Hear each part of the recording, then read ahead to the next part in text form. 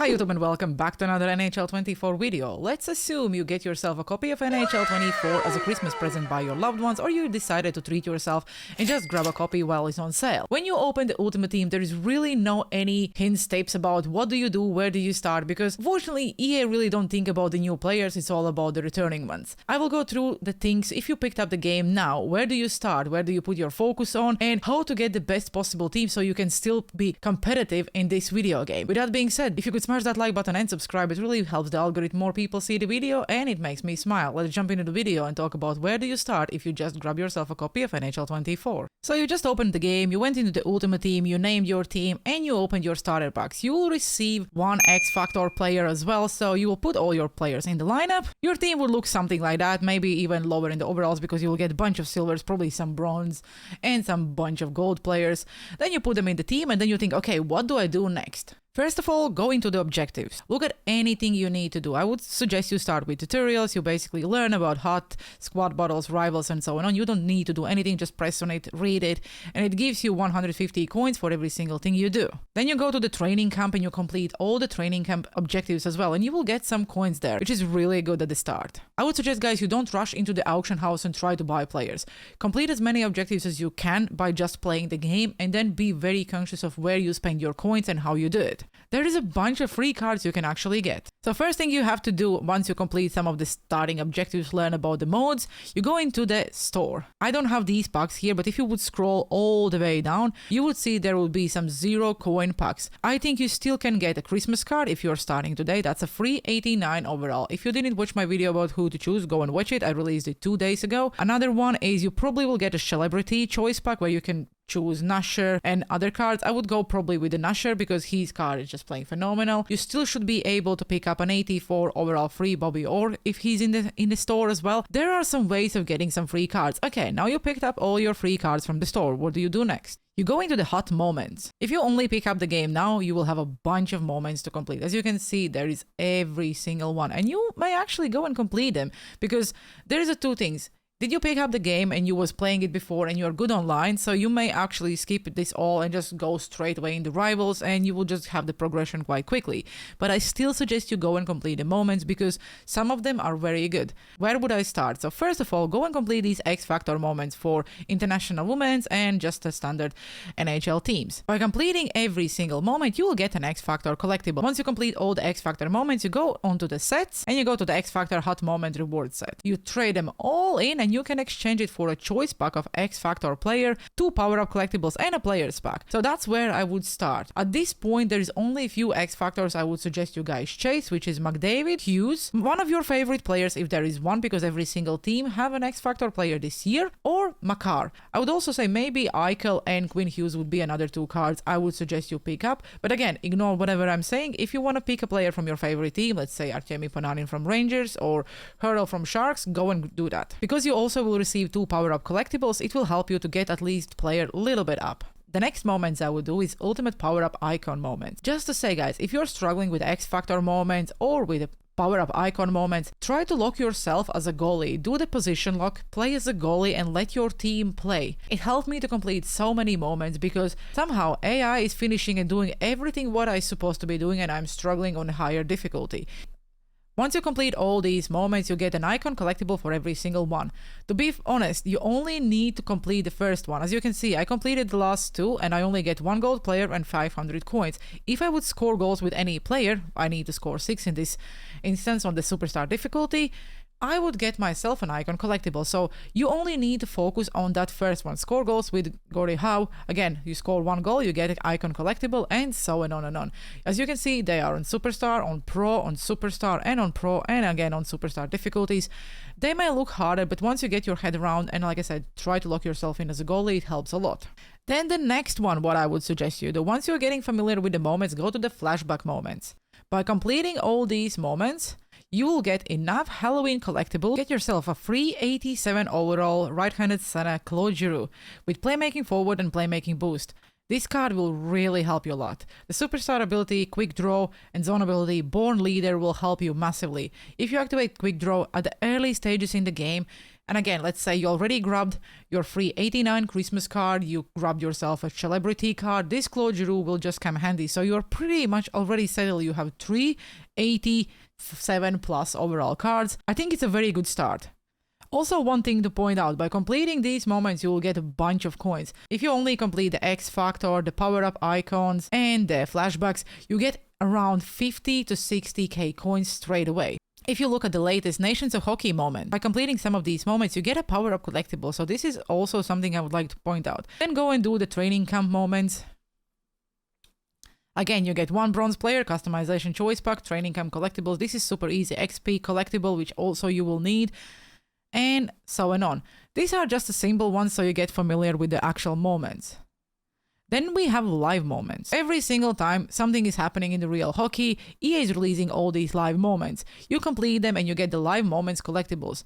All this game is based around the collectibles. Is it a power-up collectible, live moment collectible, event collectible? It's all about the collectibles. So pretty much, once you get familiar with what collectible means what, it will be much easier for you to play and understand the game. Also, by playing every mode like Rivals, Squad Battles, and Rush, you are earning all these collectibles like live moments, Rivals, Rush, and Squad Battles. If you complete the live moments, and I think they're releasing them quite often, you go into the live moment sets. You can after exchange the collectibles for players. Let's say 40 live moment collectibles will give you 85 overall live moments Kirill Kaprizov. It's exclusive card and I don't think you can buy it, so it's a good way of getting yourself some exclusive and actually really good cards. And then you have the diamond collectible. You can exchange any of these collectibles for a diamond set collectible. And once you go into diamond set collectible, you can exchange diamond collectibles for, let's say, 87 overall prototype Patrick Kane. Again, you can get some good cards like 8 diamond collectibles I can exchange for an 86 prototype Ty Domi card. Same about mini ultimate packs. Mini ultimate packs are actually really good. I pulled so many good cards out of it. They are all tradable, so you know. 3 collectibles will give you 82 plus overall player choice pack. So like I said, once you get familiar with the collectibles and where to get the collectibles and what to do with the collectibles, it will start making more sense about, okay, where do I put my focus on? Like I said, start with the moments if you are new. If you already played this game, but you are just thinking where to start, I would still suggest you go through the moments, because that's how you will build that coin balance. Because by playing moments, you're not only getting coins from actual moments, you're also completing objectives in the background. If you're really good at this game, once you complete the moment, you don't have to play the periods till the end. Let's say you complete all the objectives for that moment in the first period, you can quit out and then go to the next one. So if you're good at the game, you actually are saving a lot of time. As you already saw before, there are some XP collectibles. So what do you do with an XP collectibles? We have a quest for 99 set. This is a set EA like to call it like you actually be the ultimate team. Every week they're releasing a new set where you're trading in XP collectibles and certain items you are actually earning in this game for some kind of rewards. Once you get 40 collectibles, you will get yourself, they like to call it, free 99 overall cards. So the good thing about this one is, even if you didn't play the game from the start, you can still go and do all these sets as you go. You will find that by more you play the game, the more you get like gold cards, because EA likes to give that one gold card and so on. You get a lot of 82 overall choice packs and so on. So you will earn a lot of gold cards by just playing the game, and same about XP collectibles. You complete every single one. Some of them actually are worth looking at. I would put the focus of level 5 when you start, because you're getting a random 84 overall team building. To do this, you have to trade in 482 overall players plus some XP collectibles, and you will get yourself a random 84 overall team building. If you're just starting the game, everyone will talk about the team of the year. I want to be very honest with you. If you just started the game and you're not planning to really spend any money, I don't think you have a chance of getting a team of the year player, as far as you're not super lucky on some of your reward packs. Otherwise, I don't think there is enough time for you to earn so many gold players, which you after can exchange for the collectibles to get yourself one team of the year player. If you're not familiar with what team of the year players are, they are like an MSP in this video game where once you make it, you have to forget about it. That card automatically will go up in the overall every single time higher overall card is released for that player. Let's say Connor McDavid is 100% locked in, he will receive a team of the year card. Probably the team of the year cards will be around 92, 93 overall. Once EA release another McDavid card, let's say 94 overall, that Team of the Year card automatically will go up to the 94, so you don't ever have to upgrade. That's why there is such a huge hype about that event, and that's why they are the best cards in the game. Maybe not always in the attribute and stats point, but at least you never have to worry about them. If you keep X Factor, you still have to keep upgrading him. For people who are not familiar with an X Factors are being upgraded with the power-up collectibles or coins. The higher overall, the more expensive it is. With the power-up icon go up by 1 every single month. So let's say at the moment Gretzky Lemieux or Mr. Hockey are at 92 overall, and the 1st of January they will be at the 93. That's why I'm thinking the Team of the Year cards also will be at the 93 overall, because they have to be the best cards in the game. Once you're done with the moment, so you're getting familiar with what everything is, there are two things you can do. You can go and play Hot Rush. Hot Rush is a good mode because it's very arcade-ish. You can go and get familiar with the new Total Control and just to do a lot of digs and so on. As you can see, by completing some of the games, by doing anything in the game, you earn yourself points. Then you get 1 gold player, mini pack, 1 gold player, 2 Hot Rush collectibles, 82 overall card, 2 XP collectibles. As you can see, you can get, and all these rewards are instant. So once you get to that tier, you get yourself this reward. So all you have to do is just pretty much go draft yourself a lineup. You can say these are the rules and then skate around. I usually play it on the CPU on a rookie because there is no any need to play it on a higher difficulty. Complete these, make sweep checks or perform loose puck digs. Once you do, let's say 15, you get 25k points, and 25k points would straight away give you 1 mini puck. And then you just keep earning the points until you get to the tier 15, and let's say you get yourself a free 84 Mazzucarella, which probably will help your team at the beginning as well. And you can see 3 gold players, 4 gold players, 4 gold players, elite pack, 2 event collectibles. You get a lot of gold players by playing Hot Rush. This is something I really encourage people who are new to the game to go and play it, because anything in your collection, you need as many gold players as you possibly can earn, because any gold player will help you to get more power-up collectibles and so on. The good thing about the game this year is that you can go and make any MSP from previous events any time of the year. To go to the sites, you obviously see this is the current set and event, Nations, a hockey event, so you can go and make an MSP. If you scroll all the way down, after the X Factors, you can get the Captain's Event set, Celebrities, Next Gen, and so on. So you can pretty much go and make any player from this event. Let's say you want the best Ovechkin's card in the game, and I still think his Gallery of Greats 87 overall is the best Ovechkin. All you have to do is go to the Gallery of Greats event set. You basically need 1 collectible, which you will get by completing some of those moments, so don't rush trading in any of the players. By completing the moments, you will get this collectible. You go and exchange it, and that gives you straight away an 82 overall power-up player. Even at the beginning, when you only have silvers and gold, these 82 will be really good cards. What I want to tell you guys about these cards is you don't really have to spend a lot of power-up collectibles to get these cards up. You can get them up to the 85 by, let's say, just renting it. You will lose only 5,000 coins. With that being said, let's say I have Alex Ovechkin and I want to try him out. To upgrade him from 82 to 83, you need to spend 10,000 coins. Don't think it's a lot, because by completing the moments you will earn the coins. You will not even notice how many coins you will actually earn.